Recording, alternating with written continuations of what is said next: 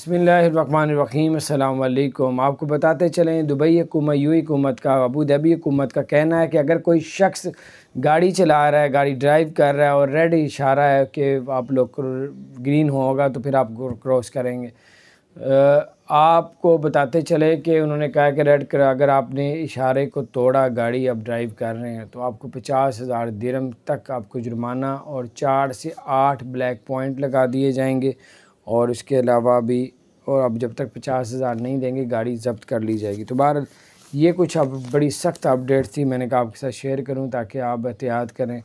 Radar latest लगा दिए हैं, कैमरे लेटेस्ट लगा दिए हैं जिसमें पकड़ना बड़ा आसान हो गया। तो बहरहाल अल्लाह ताला आप सबको और हम सबको हर तरह की मुसीबतों आफतों से जुर्मानों से बचा के रखे। अगर आपने हमारे चैनल को सब्सक्राइब नहीं किया तो सब्सक्राइब कर दें, बेल आइकन प्रेस कर दें ताकि नई सी अपडेट्स आप तक पहुँचती रहें। अस्सलाम वालेकुम रहमतुल्लाहि व बरकातहू।